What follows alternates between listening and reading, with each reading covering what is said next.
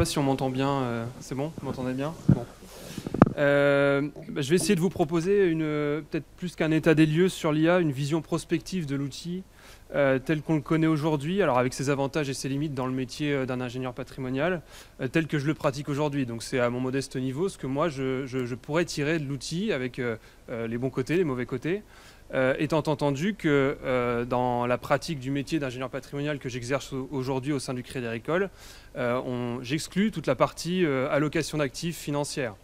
Voilà, pour vous recentrer un peu le sujet, je travaille plutôt les schémas juridiques, fiscaux, de transmission, d'optimisation, de structuration patrimoniale, etc. Donc c'est vraiment par ce prisme-là que mon propos va être décliné comme suit. J'ai essayé de scinder mon propos en deux grandes parties, puisque je suis issu d'une formation juridique, donc je suis un peu déformé, traumatisé par le sacro-saint plan en deux parties, deux sous-parties. Avec en premier lieu la technique patrimoniale face à l'évolution, la révolution de l'IA, comme disait Maître Pétavin. Je ne sais pas trop sur quel curseur on peut le mettre. Par technique patrimoniale, j'entends bien sûr tout ce qui est socle de connaissances, de réflexion et de compréhension des schémas patrimoniaux, on va dire la technique pure. Et puis en deuxième partie, la relation client qu'on peut avoir à l'aide de l'IA, ou quels sont en fait les enjeux de l'IA dans la relation qu'on peut avoir avec le client. C'est-à-dire, relation client, j'entends la manière dont on interagit avec le client final, la pédagogie et la relation qu'on peut en avoir au quotidien. Je vais revenir juste peut-être quelques instants sur ce qu'on appelle IA.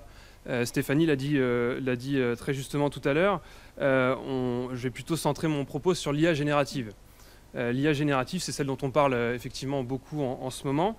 Et c'est l'IA qui crée du contenu en établissant, pour ce qui est de l'IA générative de texte, des mots, des relations entre des mots et d'autres. C'est-à-dire qu'en fait, on n'a pas une IA qui comprend ce qu'elle lit ou ce qu'elle a ingéré, mais qui, dans sa réponse, prédit le mot d'après avec la plus grande probabilité. Donc, il n'y a aucune idée de vrai ou faux, et puis ça pose effectivement les questions d'hallucination, de biais ou d'approximation qu'on verra tout à l'heure. Bien sûr, l'IA générative, ce n'est pas que l'IA générative de texte. On a une multitude d'IA qui peuvent rentrer en jeu, l'IA de recherche, l'IA de connaissance, l'IA d'apprentissage automatique, etc. Et c'est souvent une combinaison de ces IA qui vous est servie dans ChatGPT ou autre. Il y a une IA qui m'a fait forte impression récemment, c'est Perplexity. Je ne sais pas si vous connaissez Perplexity. Perplexity, le but de Perplexity, c'est une IA, un modèle de langage, mais qui a pour but de trouver des sources qui soient étiquetées comme fiables. C'est-à-dire, par exemple, quand vous cherchez une question dans un métier du droit, il est censé piocher des sources qui sont censées être fiables. Et ça va faire sourire mes deux collègues qui sont là aujourd'hui, j'ai posé une question pour laquelle on n'avait pas forcément de réponse.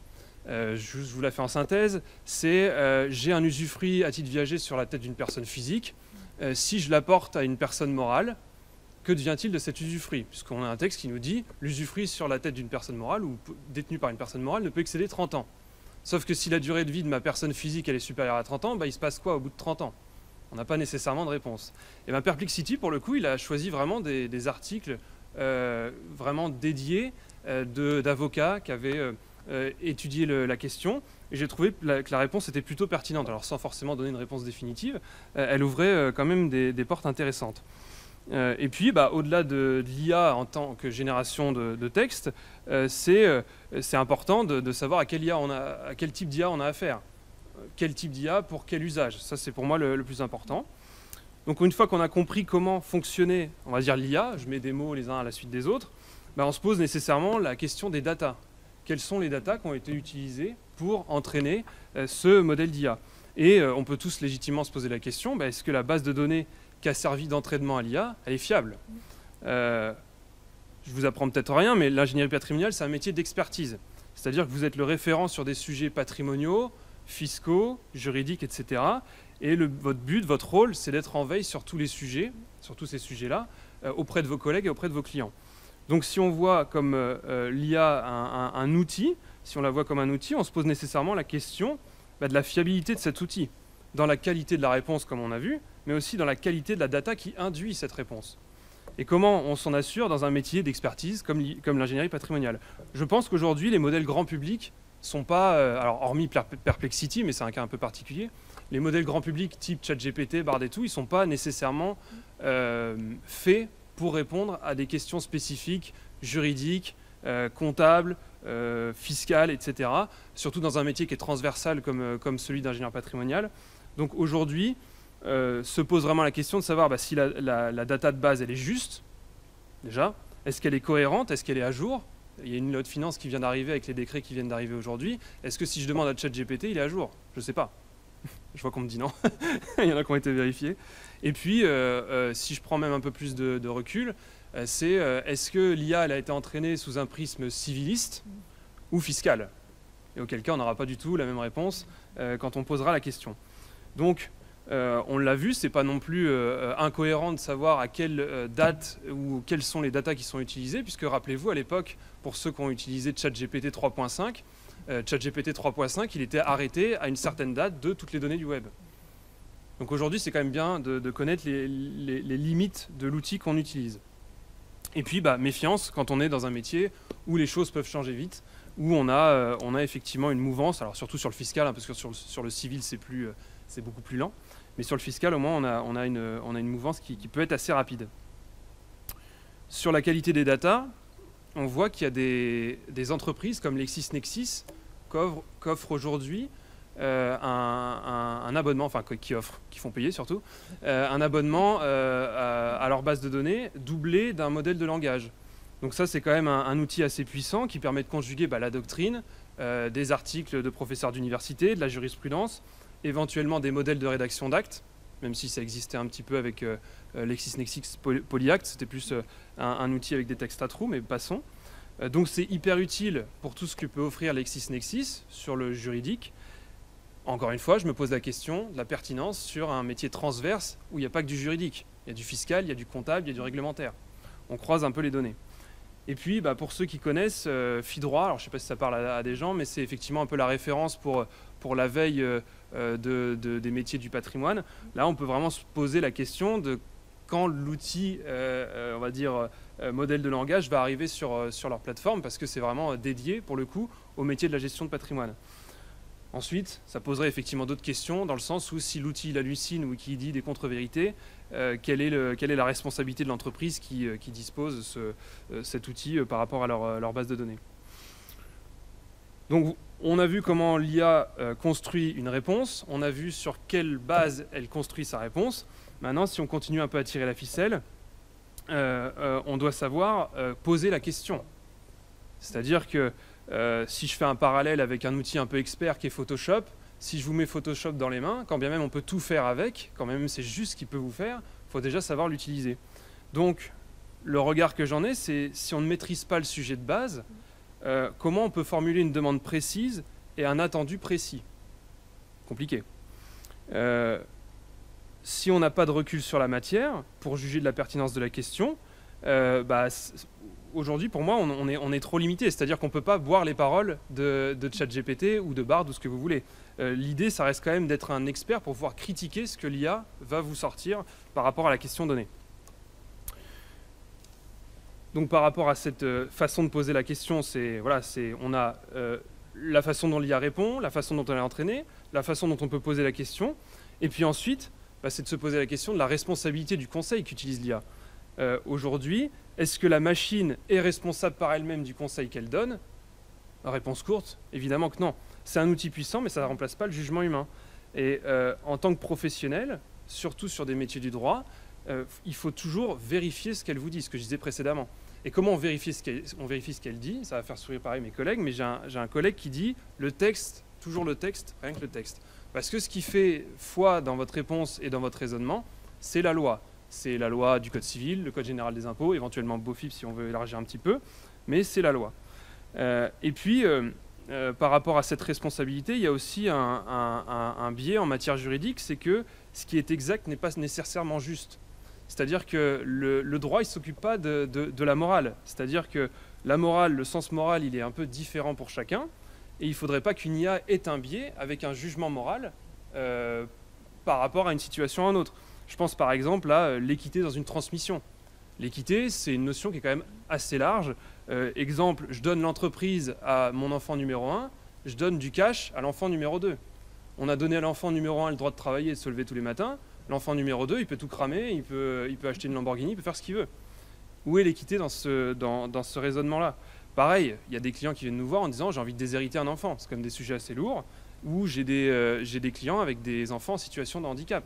Donc vous voyez que dans la réponse que fait l'IA, il faut quand même aussi avoir un recul et un jugement humain pour déterminer ce qu'il faudrait, comment amener le sujet au client. C'est plutôt ça l'idée de base. Et puis, comme je disais tout à l'heure, hein, c'est vous le professionnel en bout de chaîne par rapport à un conseil. Donc on ne peut pas se cacher derrière l'outil IA. Je vous vois mal dire à un client, c'est pas moi, c'est la faute à Excel. Non. Donc l'IA, c'est exactement pareil. Et puis on n'est pas à l'abri, comme on disait tout à l'heure, d'une hallucination, d'un biais X ou Y, et en bout de chaîne de votre responsabilité à vous. J'ai un exemple assez récent où j'ai une cliente qui m'appelle en me disant « Monsieur Lepin, j'ai un problème, mon père est décédé, et il avait une entreprise agricole, et j'hérite pas des parts pour l'instant, enfin on ne sait pas qui hérite des parts, mais c'est la moisson, et il faut faire les travaux dans les champs, comment je fais ? Vu que j'ai aucun droit technique dans la structure. » Donc moi, je me creuse un peu les méninges, je fais appel à mes souvenirs de la fac de droit, et je me dis, il y a bien une notion qui me revient en tête, mais je ne retrouve pas le nom. Donc j'essaye de décrire un peu ma situation dans l'outil, alors c'était ChatGPT à l'époque, enfin toujours d'ailleurs, ChatGPT, et je lui écris d'une façon absolument horrible. C'est un peu comme si vous décriviez Jurassic Park en disant, c'est un mec riche qui crée un zoo avec des lézards dedans. C'est à peu près le même niveau, et c'est là qu'on voit toute la puissance de l'outil modèle de langage. C'est que par une description absolument affreuse, il a réussi à me retrouver ma notion, la gestion d'affaires. Ça s'appelle la gestion d'affaires, il y a des articles dans le code civil. Par contre, il m'a retrouvé la notion, mais il m'a sorti une citation, donc entre guillemets, je cite, l'article dit ça. Ok, d'accord, je vais vérifier, l'article dit absolument pas ça. Alors, on n'est pas du simple au double, mais il y a des non-sens. C'est-à-dire que quand je pense qu'il me cite un article, bah, c'est pas vrai. Donc j'ai quand même un problème. Et puis au-delà de ça, les numéros d'articles n'étaient pas bons. Donc on voit que si j'avais balancé la réponse comme ça à ma cliente de but en blanc, j'aurais pu quand même avoir quelques soucis. Donc l'IA, elle n'est pas parfaite et elle ne peut pas substituer un regard avisé sur les sujets pour lesquels elle est sollicitée. Donc on va voir que même si l'IA, elle a des limites, il y a quand même des atouts sur la partie, on va dire, technique d'ingénierie patrimoniale. Excusez-moi.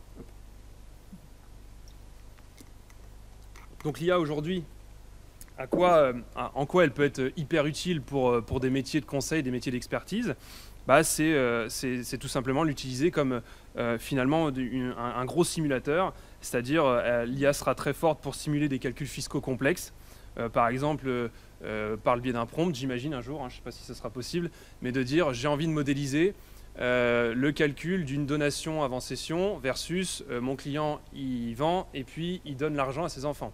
Quelle est l'optimisation, quel est le gain? Ça, je pense qu'on pourrait l'avoir assez vite, même si, toute chose égale par ailleurs, on peut déjà le faire sur Excel. Ça me permet de dire aussi, je ne sais pas si vous connaissez, mais il existe aujourd'hui Copilot+. C'est l'IA, une sorte de chat GPT en fait, qui est intégré à toute la suite Office, donc Excel, Word, PowerPoint, etc.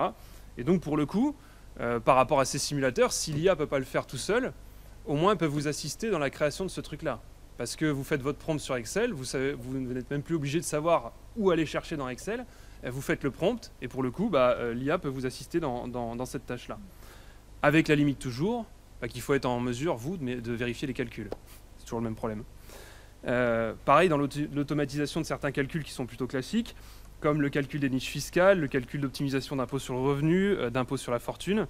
Là aussi, dans tout ce qui va toucher au fiscal, ça pose la question du RGPD, donc la conformité, le règlement général pour la protection des données, parce qu'on ne peut pas tout simplement dire je balance la feuille d'impôt de mon client sur ChatGPT ou autre, analyse-moi ça et puis trouve-moi les niches fiscales ou les optimisations fiscales que tu pourrais m'en faire.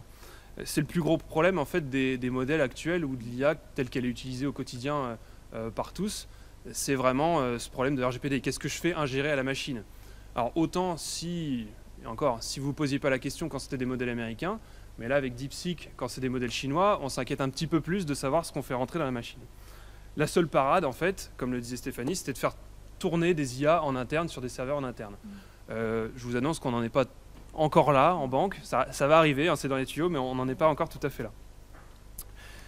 Pareil, là où j'imagine sur l'accompagnement technique de l'ingénieur patrimonial, où l'IA pourrait être pertinente, c'est dire l'IA pourrait, à la lecture de ce que je rends à des clients, ou avant d'envoyer ce que je rends à des clients, me suggérer des schémas, des montages que j'aurais pas forcément envisagés. Alors sans dire qu'il va me faire des usines à gaz, mais juste déjà de m'alerter sur des schémas de base ou des réflexions de base que j'aurais pu louper, parce que quand on est dans le jus et puis qu'on fait ça tous les jours, parfois on en oublie un peu l'essentiel. Donc de suggérer des schémas, ou alors de me dire, bah, attention, le montage que tu préconises ici, au regard de la jurisprudence, au regard des rendus du comité de l'abus de droit fiscal, il y a un risque. Et ça, je trouverais ça quand même super intéressant. Néanmoins, je parle de suggestion, c'est-à-dire qu'encore une fois, il faut toujours qu'il y ait le contrôle a posteriori du professionnel. Donc après, encore une fois, hein, moi, c'est du prospectif. C'est ce que j'imagine peut-être dans l'avenir de mon métier, mais c'est ce qui serait vraiment, pour le coup, très utile. Et au-delà de vous apporter la bonne réponse sur un schéma, une structuration ou autre, c'est peut-être déjà d'être en mesure, pour l'outil, de critiquer votre travail. C'est une autocritique parce qu'on lui demande de critiquer notre travail, mais déjà de poser un regard sur le travail qu'on peut rendre. Et puis, encore une fois, à la lecture du compte-rendu, il pourrait analyser les litiges fiscaux, les conflits familiaux éventuellement, en disant attention, là, par rapport à telle ou telle notion, est-ce qu'on ne vient pas désavantager un enfant, comme je disais tout à l'heure, hein. La notion d'équité, c'est quand même super large, donc on peut y mettre un peu ce qu'on veut. Dans le quotidien, pareil, de se tenir informé et de se tenir en veille, je pense que l'IA pourrait nous permettre de paramétrer aussi une newsletter ou des sources d'informations qui pourraient nous paraître utiles pour rester à jour sur tous les sujets juridiques, fiscaux, etc. Donc ça, pour le coup, je pense que ça doit exister d'ores et déjà. Et puis, on attend encore l'intégration de l'IA dans des outils qu'on utilise très régulièrement. Donc, je disais, il y a LexisNexis, Fidroit, Big Expert, bientôt pourrait éventuellement faciliter la gestion du logiciel via des prompts. C'est la grande mode en ce moment, hein. C'est vraiment, vous avez un logiciel qui est compliqué à manipuler, on vous met une IA avec des prompts à l'intérieur, et comme ça, en fait, vous n'avez même plus besoin de maîtriser l'outil. Le parallèle avec Photoshop, il est vraiment pour moi cohérent. Il y a une théorie aussi, si je fais une petite aparté, qui dit demain, on n'aura plus d'application sur smartphone. Parce que qu'est-ce qu'une application, si ce n'est un formatage d'une donnée qui existe déjà sur le web.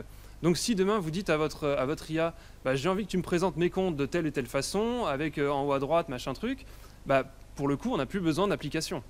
Donc on voit vraiment que dans le quotidien, on a un changement, qui est d'ores et déjà en place, hein, avec cet outil IA. Donc sur la technique patrimoniale pure et dure, l'IA, ce que je veux que vous reteniez, c'est que ça reste qu'un outil. L'utilisateur, il doit pouvoir maîtriser et critiquer les réponses que l'IA formule, d'accord ? Et qu'au quotidien, ça sera sans doute effectivement un allié puissant pour, comme je le disais tout à l'heure, hein, pas forcément trouver la solution, mais minimiser le risque d'erreur et les risques en général. Et puis, avec la plus grande limite, aujourd'hui, c'est la question du RGPD. Donc une fois qu'on a bien en tête comment l'IA pourrait assister finalement les métiers du conseil patrimonial, si je peux les appeler comme ça, dans l'approche de la technique, on peut essayer de regarder comment l'IA questionne dans son intégration à la relation client.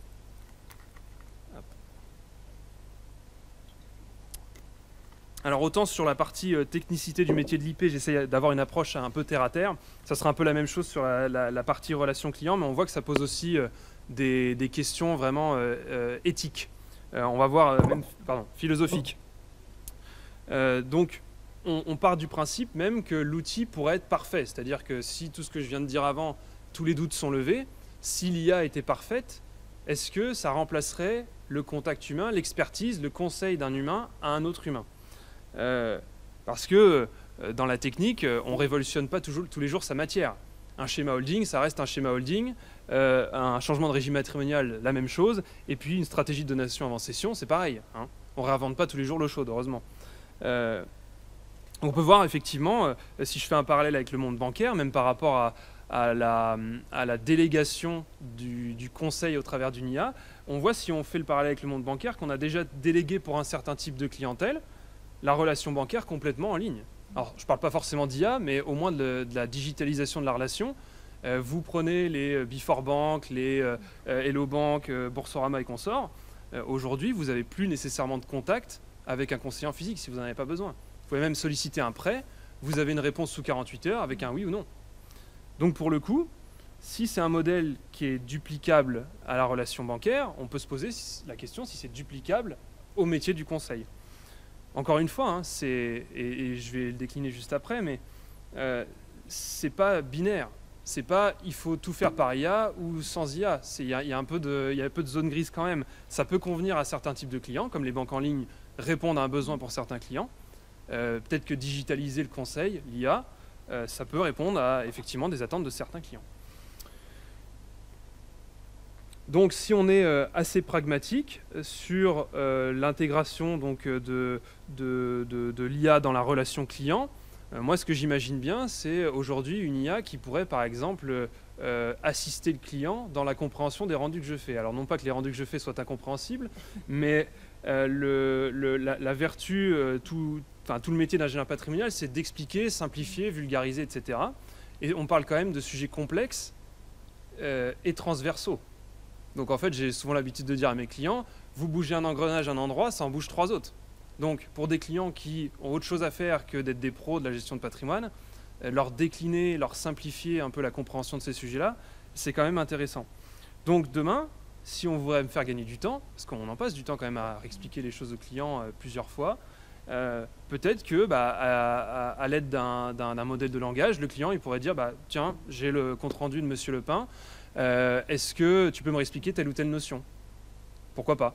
Essayer de réexpliquer avec d'autres mots. Et je ne sais pas si vous avez déjà fait le test, mais pour ça, ChatGPT, vu que c'est un modèle de langage, il est très fort.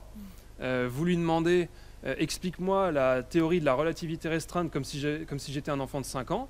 Pour le coup, si la relativité restreinte c'était assez nébuleux pour vous au départ, alors c'est un peu moins nébuleux, c'est simpliste bien sûr, mais on peut vraiment comprendre des concepts complexes, expliquer simplement. Aussi, tout ce que j'ai dit sur la partie, on va dire, back-office, c'est-à-dire l'IA qui pourrait m'assister dans la suggestion de schéma, on pourrait l'imaginer aussi en direct live avec un client. C'est-à-dire que l'IA pourrait, si je mets par exemple mon téléphone dans un entretien client, l'IA m'écoute, l'IA écoute le client, et puis au gré de la conversation, il pourrait me suggérer des pistes ou d'autres. Pourquoi pas? Encore une fois, avec la question du RGPD, etc. Bon, ça, ça, je pense que vous l'aurez compris. Donc, c'est quand même déjà des outils qui existent déjà. C'est-à-dire que vous avez des commerciaux sur des plateformes téléphoniques qui répondent aux objections clients sur la base de ce que l'IA peut leur suggérer en disant vous avez telle objection, il faut répondre ça. Donc, ça ne serait pas complètement incohérent de l'avoir dans un métier du conseil. Pareil, encore une fois, on n'est pas infaillible pour ne pas passer à côté de quoi que ce soit. L'effet pervers que ça pose, et c'est ce que Stéphanie disait tout à l'heure, c'est quelle est notre légitimité en tant qu'expert si on a à disposition des outils qui sont quand même assez puissants pour nous suggérer des choses. Est-ce que, comme vous le disiez tout à l'heure Stéphanie, on va cranter sur l'attente des clients, ou est-ce qu'on risque pas d'être déclassé en tant qu'expert sur ces sujets-là. Aussi, je le disais tout à l'heure, le métier d'ingénieur patrimonial, c'est vraiment d'avoir de la transparence et de la pédagogie. Et l'IA, pour le coup, je vous passe le temps qu'on peut mettre pour faire un organigramme où il y a une holding, 18, 20, 30 structures en dessous. Ça prend déjà un temps fou, ne serait-ce que pour le modéliser. Alors déjà, le comprendre, c'est une chose, et le modéliser, c'en est une autre. Donc déjà, si on avait, par exemple, comme Copilot+, encore une fois, vous allez dire que je roule pour Microsoft, mais non, un prompt, vous expliquez la situation, il pourrait vous sortir un schéma, à la rigueur. Il pourrait. Donc c'est peut-être un peu trivial les exemples que je prends, mais c'est vraiment ce qui fait la réalité aujourd'hui du métier d'ingénieur patrimonial. Et puis, pour assister aussi la relation client, l'objectif dans tout ça, bien sûr, c'est la satisfaction client par la réactivité. Souvent, on est dans un monde où on ne sait plus attendre. Je pense que l'IA, ça va encore accélérer un peu ce phénomène-là. Le client attend de la réactivité. Et aujourd'hui, ce qui m'intéresserait vraiment dans l'IA, ça serait de créer des rapports automatisés. Alors, ça vient un peu lisser ce qu'on fait et uniformiser ce qu'on fait, mais créer des rapports automatisés pour me faire gagner du temps. Là, pour le coup, c'est un sujet sur lequel je travaille, on va dire, quasiment à titre perso, parce que j'ai toujours le problème RGPD. Qu'est-ce que je fais manger à l'outil? Est-ce que je fais rentrer des datas clients dedans? Il faut absolument que j'en ai pas. Donc en fait, je suis une espèce de... J'essaie de créer des cas pratiques pour que l'IA, à la lecture de ce cas pratique, me ressorte un compte-rendu qui soit à 80% réalisé. Le but, ce ne soit pas que je clique sur un bouton et que tout soit fait et que j'envoie au client. Non, c'est de me faire déjà gagner 80% dans un compte-rendu qui me prend 2 heures, 2 heures et demie. Donc on en fait quand même beaucoup plus. Et puis j'ai un métier où je suis amené à beaucoup me déplacer, donc je suis beaucoup en voiture. Donc l'idée c'est aujourd'hui de travailler sur mon téléphone. Mon téléphone va le faire ingérer à tel ou tel outil, on s'en fout. Et l'outil va reconnaître les sujets que j'aborde et me mettre mes blogs pré-rédigés. Donc ça c'est un vrai défi en travaillant en banque de respecter effectivement la conformité et puis l'anonymat des données. Et puis aussi dans la relation client. Relation client, c'est le suivi de la relation client. Donc peut-être aussi qu'à la faveur des échanges qu'on peut avoir enregistrés avec le téléphone ou de compte rendu, l'IA pourrait reconnaître des échéances importantes et me les caler dans mon agenda Outlook. Encore une fois, Copilot+, c'est merveilleux. Mais c'est vraiment, c'est du pratico-pratique en fait. Le but, c'est vraiment d'être en proactivité avec le client, pas passer à côté d'opportunités de conseil, de business. Ce qui arrive chez nous au Crédit Agricole aujourd'hui, c'est l'assistance au traitement des mails. Alors j'ai plus le chiffre en tête, mais le nombre de mails qui est reçu par jour par conseiller, c'est absolument énorme. Et d'avoir l'IA qui peut vous assister, toujours dans cet esprit de service client et de réactivité. Aujourd'hui, on a une IA qui va travailler à je comprends la demande du client qui m'envoie un mail, je mesure l'urgence, je vais faire des rédactions automatiques et envoyer le mail parfois quand c'est justifié.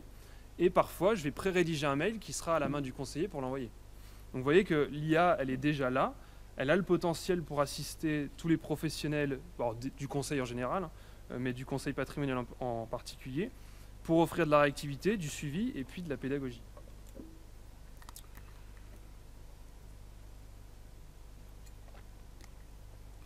Tout à l'heure, je disais, l'IA, elle pose vraiment des défis éthiques et relationnels. C'est-à-dire, et c'est un peu l'idée que j'essaie de décliner un peu en fil rouge, mais comment on maintient la confiance des clients lorsque les algorithmes prennent une place de plus en plus croissante dans le conseil. On pourrait imaginer une uniformisation des solutions, surtout si toutes les IA sont formatées de la même manière. Ça boucle avec ce que je disais tout à l'heure. Est-ce que mon IA est entraînée sous un prisme civil, fiscal, etc. Si tous les professionnels utilisent la même IA, on a une uniformité du conseil. Donc pour le client, ça serait... il pourrait craindre effectivement de perdre un peu la spécificité, tout ce qui fait les particularités de son dossier. Et c'est d'autant plus gênant quand le conseil il est facturé, pour le coup. Le risque est quand même là. Donc je pense qu'il est important de rester transparent sur les limites de l'IA, autant pour vous que pour ce que peut en attendre un client, et de le rassurer parfois aussi. Dans les défis que pose l'IA, c'est aussi, on oppose souvent l'humain et l'IA. J'ai envie de dire, faudrait peut-être pas opposer les deux, mais dire humain plus IA. L'IA, ça remplace pas le conseiller. On est bien d'accord, vous l'avez bien compris. Ça permet de l'assister. L'humain, ça reste quand même une présence indispensable pour interpréter des résultats, prendre en compte des aspects émotionnels et familiaux, surtout sur des sujets sensibles. Quand on touche au patrimoine, à la famille, à la transmission, ce sont des sujets sensibles, on le disait tout à l'heure, la mésentente, le handicap, etc. Ça peut être vraiment des sujets où il faut avoir une intelligence sociale, une intelligence émotionnelle. Et quand je parle de présence humaine dans les rendez-vous avec les clients, j'en parle même au sens propre. Même si je mets de côté l'IA, ne serait-ce que quand vous êtes en visio avec un client, vous ne percevez pas du tout la même chose que quand vous êtes dans la pièce avec lui. Donc rien que déjà par le prisme d'un outil assez simple qui est la visio, on voit déjà que la relation humaine demeure quand même importante, d'être en physique avec quelqu'un. Est-ce qu'une IA pourrait anticiper ces signaux faibles? Oui, pour le coup oui. Vous avez tous les outils d'IA de surveillance de masse que propose la Chine. Pour le coup, elle peut détecter des signaux faibles de violence, d'agitation, de troubles, etc. Donc, à l'extrême, on pourrait avoir une IA qui pourrait vous assister sur des signaux faibles que les clients pourraient évoquer dans des rendez-vous.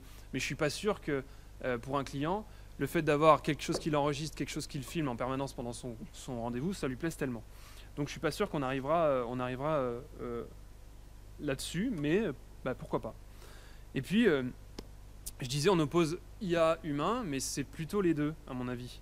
On ne doit pas nécessairement les opposer, ils sont complémentaires.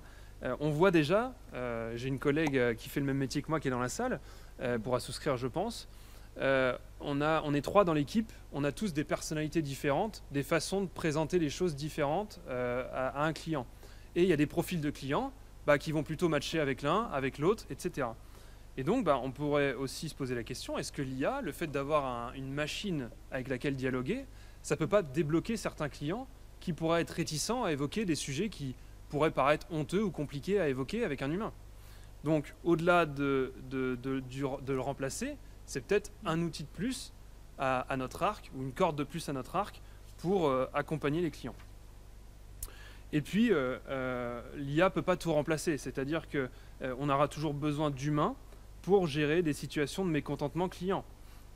Et c'est souvent le cas, parfois le cas, on met un expert en face d'un client pour lui démontrer notre considération ou essayer de regagner sa confiance. Je ne suis pas sûr que si vous avez un client mécontent, vous lui mettez une machine en face, ça aura le même impact. Si vous lui dites, si tu n'es pas content, va voir le robot là-bas, il va t'aider à résoudre ton problème. Écoutez, je pense que là, le mécontentement client, il sera toujours là. Et puis, la stratégie patrimoniale, la réflexion patrimoniale, c'est un cheminement. C'est-à-dire qu'il est souvent nécessaire pour un client de mûrir sa réflexion. Vous vous souvenez, je disais tout à l'heure, c'est quand même des choses complexes, c'est un énorme engrenage. Il faut quand même que le client il se l'approprie, c'est pas son métier. Donc rares sont les clients à qui, même si on avait un outil parfait et qui sortait la réponse en 30 secondes, à qui on poserait un schéma et qui dirait « ok, j'y vais ». C'est quand même très rare, surtout que le client il n'est pas là nécessairement pour rechercher la perfection dans la réponse tout de suite. Ça serait même pas souhaitable parce qu'on embarque trop de sujets en même temps. Et des fois, le client, il ne sait même pas par quel bout prendre son sujet. Parfois, il a des objectifs et on l'aide à hiérarchiser ses objectifs. Si on embarque en même temps la cession d'entreprise, la protection des époux, l'entente entre les enfants, l'optimisation de la transmission, la conservation des revenus, etc., c'est trop. C'est trop. Et même si vous aviez un bloc généré par une IA, je ne suis pas sûr que ça serait tellement idéal. Mais c'est théoriquement ce qu'elle pourrait produire, hein, l'IA. Si vous avez la situation objective du client, ses objectifs perso, pour le coup, elle serait en mesure, si elle est bien entraînée, de le faire. Donc, il y a un sentiment aussi pour les clients, parfois, qui est assez satisfaisant, c'est de se sentir accompagné par une équipe d'experts. Et ça, je pense que ce sentiment, il ne peut pas être reproduit par une IA. Quand vous avez l'expert comptable, quand vous avez le banquier, quand vous avez le notaire, etc., les clients, ils sont soutenus, accompagnés. Ça, c'est des sentiments qu'on ne retrouverait pas si on avait une relation purement numérique.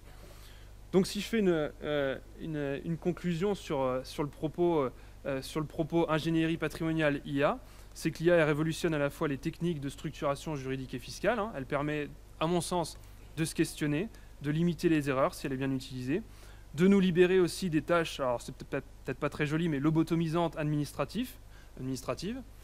Donc même si on élargit ça aux salariés en général, ça peut permettre à certains salariés de regagner un intérêt pour le monde du travail éventuellement et se concentrer sur des tâches à plus forte plus-value. Moi, ce qui m'intéresse dans mon métier, c'est pas de faire mes comptes rendus. Moi, ce qui m'intéresse dans mon métier, c'est de réfléchir, avec le client, d'échanger avec le client, d'essayer de l'accompagner dans son projet. Mais c'est pas de remplir des tableaux Excel, même si ça peut avoir un côté sympathique. Mais c'est pas ce qui fait le sel du métier d'ingénieur patrimonial. Et puis, l'IA nous oblige aussi à retravailler l'authenticité de la présence humaine au regard de la gestion de la relation client. Quelle est, moi, en tant qu'humain, la plus-value que je vais pouvoir apporter à mon client par rapport à simplement si je le mettais devant un outil numérique. Donc l'outil, il est là. Il faut en comprendre l'intérêt, les limites. Donc c'est de la pédagogie autant pour vous que pour vos clients. C'est de la formation des collaborateurs dans les entreprises. Et puis c'est de la formation client. C'est bien sûr qu'un outil. Ça, je le martellerai jamais assez. Si je fais un parallèle encore une fois avec la visio, elle n'a jamais remplacé la poignée de main. Enfin, parfois elle l'a remplacée, mais parfois non. Encore une fois, c'est une corde de plus à votre arc. Donc ma vision de l'IA à l'instant T, vous l'aurez compris, hein, c'est aujourd'hui, moi je suis contraint par les outils qui me sont mis à disposition par le Crédit Agricole, donc c'est-à-dire ils sont très limités, mais ça pousse quand même, ça n'empêche rien. Ce que je veux vous dire, c'est que ça n'empêche rien. Si vous êtes curieux, Si vous êtes créatif, on peut se creuser un peu la tête pour se faciliter la tâche. L'idée de dire tout à l'heure, je suis en voiture, il faut que j'arrive à prendre mon compte rendu à la voix avec le téléphone, que ça l'envoie sur un Word ou autre chose avec une macro qui reconnaît ce que je lui raconte et qui vient m'incrémenter mes paragraphes, ça personne ne me le demande. Mais c'est à moi de me creuser la tête pour essayer de me faciliter un peu le quotidien. Donc être curieux, être créatif, ça c'est super important. Et puis ne prendre jamais pour argent comptant ce qui peut sortir d'un outil pareil. Il faut vraiment garder à l'esprit le texte, le texte, le texte. Il y a Xavier Niel qui disait sur France Inter il n'y a pas longtemps, si vous ne vous faites pas remplacer par l'IA, pour les métiers qui sont concernés, vous vous ferez sûrement remplacer par quelqu'un qui sait la maîtriser. Donc la morale de l'histoire, c'est qu'il faut s'y mettre.